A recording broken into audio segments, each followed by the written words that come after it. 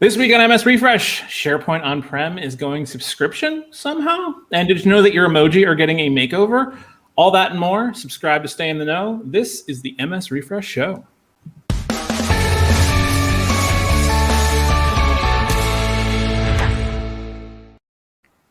Hi there, and welcome to the Matt and Sean 365 Refresh Show. This is episode 31 for the work week of July 26, 2021. Coming to you from the East Coast, my name is Matt Wade. And from the West Coast, as always, Sean Bugler. Matt, how are you? What's up? I'm good. Hey. What's new? I didn't do so great on one of my finance exams this morning, so that's kind of got me in a weird funk. That sucks. I'm sorry to hear that. I'm going to get a B in that class. Oh, I'm not so concerned any longer. It's going to break my 4.0 streak. I mean, yeah, that's nice to hear. Yeah, I mean, if that's the worst of my my day, I guess I'm doing okay. How's your world? I think back in the day, like in high school, like I was always easy A's, but once I got into college, I realized I never learned how to study because high school was easy and then college ended up not being easy. That's why I'm here 10 years later. Yeah, and I never expected 4.0s after the first semester in college, so I just kind of told myself, nah, it's okay, don't worry about it. Just dealt with it. For me, I almost exactly what you described. You know, like I was good in high school and I was able to coast until about junior year, and then I was kind of Yep. And then I got into college and realized that I never learned to study, and just kind of didn't. But now that I'm an adult, it turns out this is easy. I feel like an adult in a ball pit, just knocking children out of the way. That's excellent. I love that. But no, like I'm in some ways I'm kind of gratified that this is going to break the streak to get that pressure off me. I didn't want that burden, but it was just one of those. I'm competitive, and so as soon as I'm like, oh, this is a streak, I got to keep it going. Yeah, you're competitive with yourself. Yeah. Oh, that's exactly it. I'll say it every time you reference this. I'm so glad I'm not in school any longer. Just one more year. Yeah, no, I'm sure counting down the days. How's everything on your side of the fence? You doing all right? Yeah, pretty good. I could, I don't know, scream at some of the government cloud folks just for the number of, what's the word? I don't know, inefficiencies, frustrations. One hand not talking to the other 5 hands that are required for us to figure out whether or not we can actually use a feature or not. Just that kind of stuff. So don't I know it? It just it's so bad. Like, I mean, really, really bad from a customer and user experience perspective. I'm not thrilled with it many times. I think the sad part is that this is good, comparable to where we were 5 years ago. Like, I think that's the. I know, yeah. You know, and I don't want. Obviously, I think that a lot of what we say ends up running through the halls of Redmond in some way, shape, or form. So I do want to be clear that, you know, I'll take progress. I'm happy with progress, and I'm glad that we've made it that way. But this is absolutely a space where you can't stop and pat yourself on the back and say, "Look how far we've come." Yeah, agreed. There's so much more room to go to improve the experience. Like, we are not in a good place. We're in a better place. Yes. But nobody should look at that and say that that means we're in a good place. Yeah, that's exactly like how I relate to like the SharePoint lookbook and things like that. Like, that stuff is amazing. We needed it in 2007, you know, like that kind of concept. And back padding is fine internally and like within the team, but not publicly. Definitely and not. Feel good about progress. Absolutely feel good about progress, but absolutely. Don't be content with progress with where you're at. Yep, no, totally agree. And they just need to really start pushing harder on this stuff because it's, maybe someday I'll go on a good rant on this one, but not today. I've spent enough time doing it elsewhere. So you know, I'll join you every step of the way on a GCC GovCloud rant. Good Lord. So I think that should probably bring us into the news. I just want to give a quick reminder to folks that if you want to join in the conversation, feel free to hit the comment chat section for the video today. And we take some questions near the end. So definitely drop those in during the rest of the video. And I think it's probably time to kick off the news. This is the news.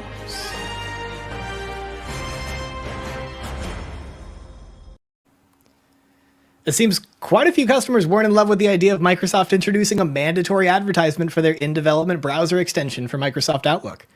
If you missed the original announcement, the Microsoft Outlook browser extension allows users to check in on their mail, calendar, contacts, and tasks without switching to another tab or app.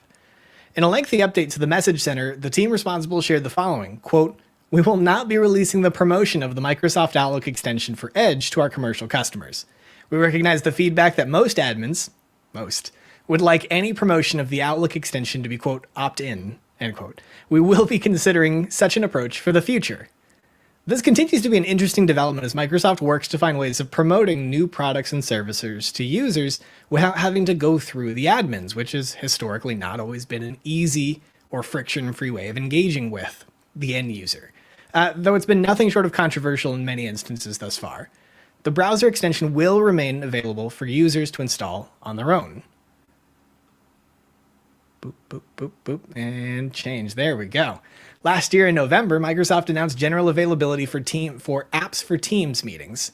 The idea being that users in a Teams meeting could collaborate on an app directly within the meeting rather than having to open up a separate window or watch as someone else shares an untouchable screen.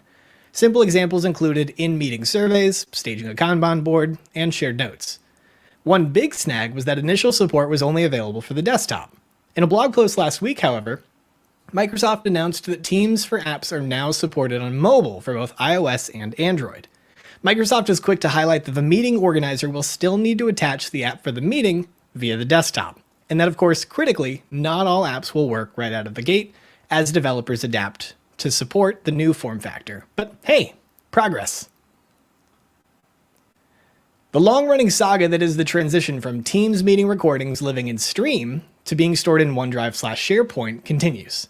As of last year, admins already had the ability to update the appropriate policy to force the change. And earlier this year, Microsoft enabled the change for all organizations that hadn't already explicitly opted out of the change. But now, the final piece of the puzzle, forcing everyone over without options to opt out, has been delayed slightly. The change was set to take place on July 7th, but is now scheduled to roll out incrementally on August 16th.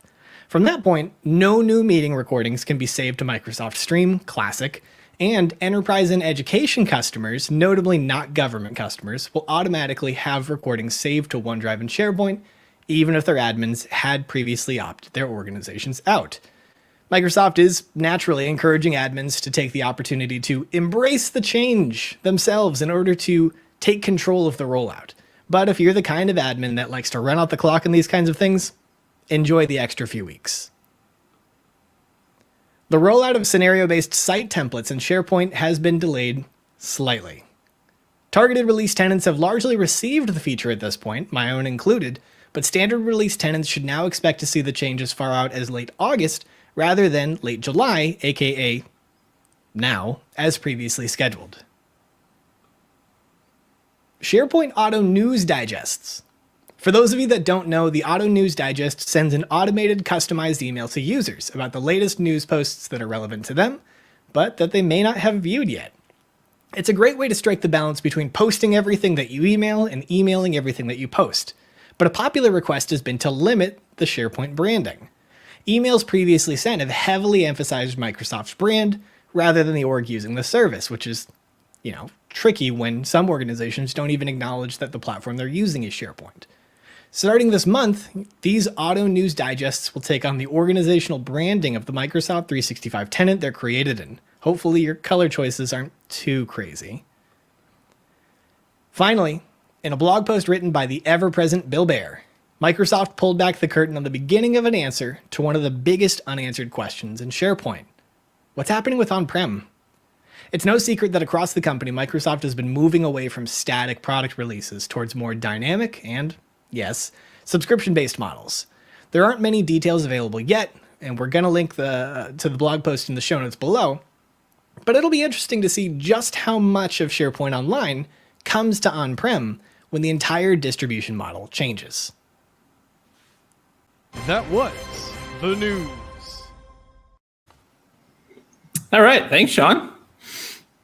Thank you. What was something that popped out for you this week? I cut my teeth on SharePoint on-prem, and so to see SharePoint Server, in some ways kind of tip its hat towards transitioning towards a subscription model it's such an interesting feeling because I think this in so many ways felt inevitable, but I don't think any of us was really confident that Microsoft was actually going to try and figure out a way to kind of subscriptionize something that is so readily binged as something you dump onto a server and call a day, So it's interesting to me. They've acknowledged there's not a ton of details to share just yet. This is a really early peek behind the curtain, but this is them kind of tipping their hat towards, we are thinking about this. And more importantly, SharePoint Server is in some way, shape, or form here to stay, which, they've said to some degree, but much in the same way they've always said that like Classic isn't going away. SharePoint Classic isn't going away. That doesn't necessarily mean that it's going to be a good experience. This seems to be them trying to thread the needle of, let's keep it around and let's try to make it, the optimal experience in line with what we're seeing in SharePoint Online. So how do you think that they're going to manage the subscriptions? Do you think it's going to be on an honor system where you say that you're going to have X number of users? Because there are on-prem systems that they cannot phone home to Microsoft to say, hey, FYI, this is how many users have been using for the last month. That's an interesting question. And I think that's candidly probably somewhere they're still trying to figure out. I mean, are they going to stick with a per user model, or are they going to, pivot to, something like how many farms it exists on? Because one of the things that they're emphasizing here is that it is an upgrade in place. So it's not a whole new version of SharePoint. If you're on SharePoint 2016, you can upgrade straight to SharePoint Server Subscription Edition, which is what they're calling this, as opposed to, 2019 and then SharePoint SE. So what is the subscription model going to look like is going to be an interesting question. I'm glad that we're even thinking about it. Right? I would not have been surprised to see Microsoft just try to squeeze people into the cloud. I think Microsoft 10 years ago might have considered it. Just like, let's just drop the on-prem product. But I think that what we've seen Ignite after Ignite after Ignite after Ignite has been that there is a contingent of the SharePoint universe that either will never or not anywhere in the near future be going online. Mm-hmm. And so they had to figure out a way to pivot. Yeah, definitely. I think security of information is going to be a big one for a lot of organizations as to whether or not they feel okay with putting their data in the cloud. And that could be from a national security standpoint. That could be from a corporate espionage standpoint, who knows? But I think there's going to be a number of organizations for another decade or so that are probably going to be pretty risk averse and trying to avoid doing at least not everything in the cloud. Yeah, we're obviously going to keep our audience apprised of this. This is as they release more information around this. One thing that is really interesting is they actually have a preview edition of SharePoint Server Subscription Edition available now to install. So people can actually go and install it and get a sense of, what's changed. Is this something that we can work with? Because of course, one of the perks of having an on-prem universe is what do you have? A sandbox. You can actually try this stuff out as opposed to online where they flip a button and you got to deal with it. Yeah, that's true. All right, very cool. It's also interesting to me that that Bill is the source for this one, because he seems to be going straight up search. Like that was his only shtick from the outside perspective, at least I could tell, for the last year or two. Yeah, I couldn't quite figure out, and of course, Bill is an enigma. I'm a big fan of Bill Bear. I think he's fantastic, and he's always been around when there's like a great SharePoint on-prem announcement, and I can't tell if he's just also doing that, or if they grabbed him, from a pure nostalgia standpoint. Right. Yeah. I was wondering that myself. Yeah, we got to pull in the OG for this one. Like big news. Pretty funny. Yeah. What about you? What caught your attention? All right, so kind of caught in the news, or within the all of the stuff that popped out from Inspire last week, that didn't really bubble up, was the fact that there's a bunch of changes coming to Emoji in a number of big systems, and I thought I would chat a little bit about that, because I find Emoji to be fascinating, because it's just a language unto itself almost. Sure. So let me just do a quick share here and make sure. There we go. That. I can actually see what I want to see here. So if you haven't noticed or haven't heard, Windows 11 is going to have a new emoji across the entire Windows experience. So this is what the emoji look like. These are going to be the fluent emoji, which I thought was interesting. In fact, they included some sort of promo video concept that kind of goes over what they look like and the look and feel and all of that kind of stuff. So they're Messaging is really stating a lot about embracing the hybrid work experience and how these emoji are going to have something to do with that. I think that's a bit of a stretch. I don't know if that really says a whole lot about what the updates are. I think it just comes down to Fluent is now a real thing, and we really need to make sure that our experiences are going to be aligned across them. So if you haven't seen the post from them yet, it's interesting to me too, by the way. Microsoft Design still uses Medium for all of their posts. And I say still, I guess Medium is still reasonably popular, but I've always liked Medium myself because I think it presents itself well. But the fact that the design team at Microsoft chose to use that has always been kind of intriguing to me. As opposed to like tech community. Right. Yeah. No, that's totally true. So this popped out around the time of Inspire, and they kind of took this opportunity to talk about this because Inspire was happening, Fluent Design, blah, blah, blah. They cover a number of the design changes that are going to be happening here, how the look and feel are changing. Infuriatingly to me, they're actually adding 5 new emoji for Windows only because if you're not familiar, emoji are actually Unicode characters that the Unicode Consortium agrees upon, and then each of the major organizations out there that use the emoji, so Microsoft, Google, Apple, Facebook, Twitter, if they chose to have their own version of emoji, they can create their own and apply them to the experience that they happen to own and run. Well, Microsoft decided to put 5 extra ones out here that nobody else has. So this is one of those chaps my ass kind of situations because it's like emoji are supposed to be universal and you just made them not. That being said, there is a long history of Skype and Teams having their own. They call them emoji. That is an incorrect term. They're actually emoticons, and they're animated. Emoji are not animated, at least not yet. So yeah, this one is multitasking. You're on mute. Your camera's off. Kids time, and then I think it was party dance or something. Oh no, the pajama suit is what it's called. But at the same time, Google also acknowledged that they are updating their emoji. So this one was interesting because when this came out, it was actually right around World Emoji Day. So it was coincidental that Inspire was around the same time. So Google's doing the same thing, and they're actually fixing something that for a long time has been plaguing Gmail, which is that Gmail used to have those blobs in them. Blobs. They didn't have the original or the actual real emoji. They kind of have their own like Skype version of emoji. So this is going to cross all the Google platforms. So Android, YouTube, Gmail, a number of other things like that. So they're doing the same thing. They're claiming that these are going to be more inclusive. Interestingly, the inclusivity, like, should they give an example here of pie? It used to be a slice of pumpkin pie, but that may not ring true to other cultures. But there are plenty of pies that are both sweet and savory across the world that generally look the same. So that was kind of interesting too. Also, their blog is called The Keyword. Can we talk about how great of a name that is for the Google blog? There are so many Google blogs. I've never seen this one before. I haven't either. I just assumed this was like the Google, like tech blog or something, because The Keyword is a great name for a blog in general, but especially for a company that's based off of search, right? Yeah, Like that's just I agree. I like it. I loved it. So they're rolling out all of their emoji are going to be updated as well. Notably, Apple didn't make any sort of mention of any changes there. I personally prefer the Apple emoji. They're the gold standard. I totally agree with you on that one. Yeah.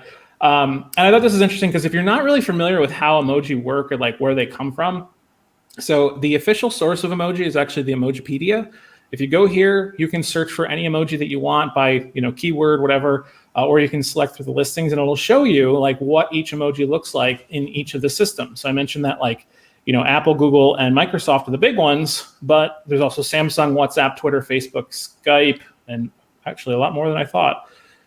So all of these organizations put together their design based on the Unicode standard for what that image is supposed to do.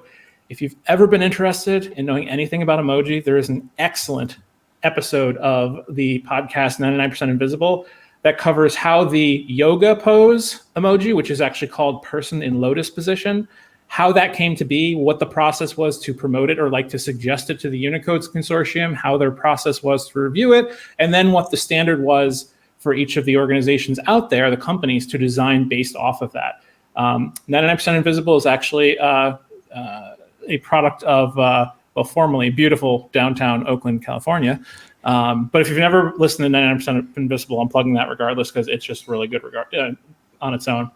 But anyway, yeah, I thought that was kind of interesting. And I know it's not something that like affects us on a day-to-day from like an IT perspective, probably, but your users probably use these on a regular basis, right? And they expect them to work correctly. So if somebody's going to use one of those new Microsoft emoji on Windows, but then somebody receives that emoji on their iPhone, it's not going to show up, right? So there's some interesting implications there, and just the design decisions on what they're moving forward with here for, especially for the Microsoft being on Fluent.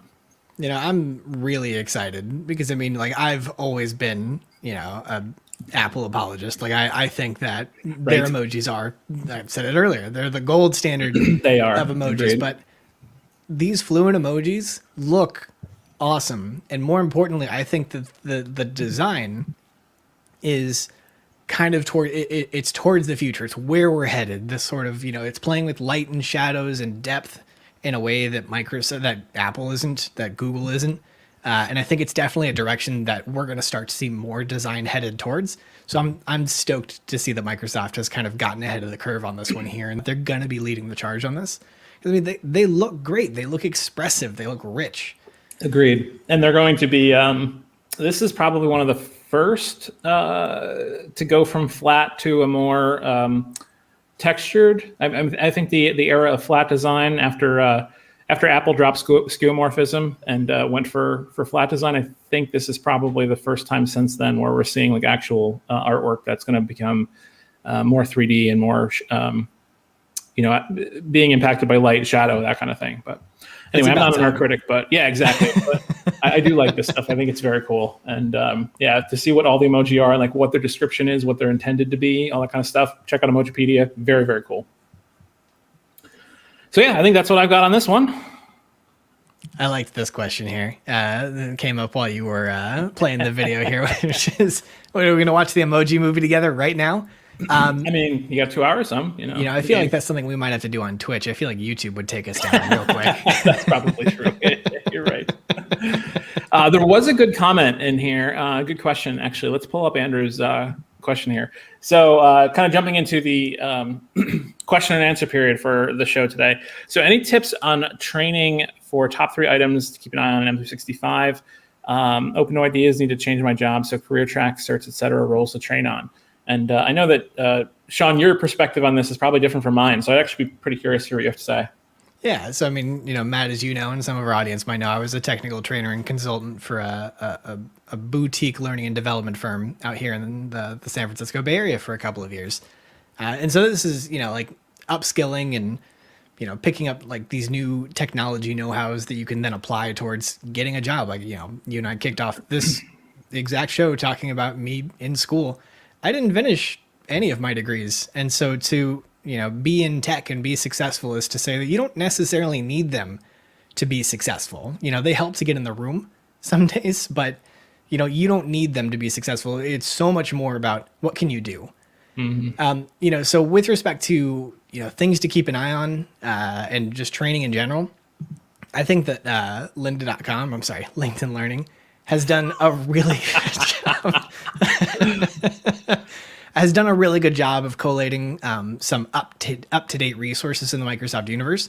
It doesn't hurt that it's owned by Microsoft, so they have a vested interest in making sure that top tier information is available there. It costs a little bit. To that end, I think it's a worthy investment if you're thinking about a job change. But in terms of specific spaces to invest your time, I think that first and foremost, SharePoint is one of the most valuable skills that you can just dive into and tear apart. And I'm not just talking about like the modern SharePoint. Like I cut my teeth on on-prem SharePoint, being able to kind of tear a server farm apart and put it back together. You don't have to know all of that, but I would say that the more you can enrich yourself in the SharePoint universe, the more successful you will be in the long term. Not necessarily because everything is going to be SharePoint in your face right up front, but because everything that Microsoft seems to be investing in from a file management, from a content management perspective, is built on top of SharePoint. So it's an evergreen skill. Boy, that's a really positive way to put that. I was going to say, when in doubt, dump it to OneDrive or SharePoint. Seems to be the mantra, which is in the same direction as you're talking, but my viewpoint is way more cynical. And I think that the other two areas that I think, and this of course will depend on what your interests are. Yeah. But the other two areas that I think merit some time and attention are the Power Platform as a whole, Power Apps, Power Automate specifically. Those two, agree. low code and no code development is not going away. It's only going to get bigger. It's only going to get more impressive, and that means that you're, as somebody who can do it, only going to be more and more invaluable. Yep. But on the other side of this is kind of like the quick 2-3 Power BI. The Power Platform as a whole is a massive space for opportunity. Microsoft is throwing everything and the kitchen sink at building these platforms up to be far and away the market leader in low code and no code, but also in just kind of accessible, being able to break data down and understand it and drill into it. I could go on forever about this, but yeah. SharePoint, Power Apps, Power Automate is kind of a 1-2, and then Power BI. Those would be my top 3. Matt, what do you think? So I think helping an organization maximize its investment in M365 to know what features are available and to provide especially the insights about what's changing, what's coming, keeping an eye on things. I'm very much seeing across the orgs that I've worked for or with for the last few years that it's really hard for people to keep up with what's changing. And know how that change impacts what that organization should do. So if you're looking for a full-time job, I think internal sort of adoption of the Teams platform, especially now with all these apps that are going to be available in Teams and the whole end to context switching BS, you can at least push that because it is true. The end point is not true, the end to context switching, but the bringing everything into one pane of glass kind of thing is definitely true. And I say that having come from the adoption side of things. I think Daryl is right as well. The comment that Modern Workplace Change made is that security is a big deal. You want to niche and you want to be a consultant on something and make a ton of money. Absolutely do that. If you can read through this, so I have this right here next to me because I've been reading it constantly because we're diving in to a number of compliance and security stuff. Knowing DLP, sensitivity labels, how to set this stuff up. There's literally only 2 people that I know that I could reach out to and say, those are the experts. Become the expert in that, right? And then third is, so the title of the book is Microsoft 365 Compliance, but just anything regarding security and compliance in the Microsoft 365 universe is absolutely golden. Is it exciting? No way.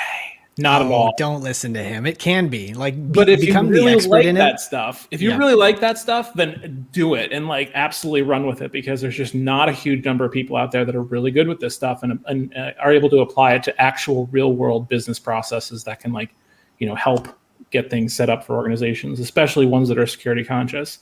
And then my third would be to jump right on to the Power Apps and Power Automate aspect of things. I mean, finding people that are good at applying those is really difficult to get, I think, both from a full-time perspective and from a consulting perspective. So if you have experience in that and you go off and tinker and you build some things yourself, make a portfolio for yourself and show it off whenever you're going through interviews and say, these are some of the apps that I built. This is what I can do. I think those are some really critical things to be looking at.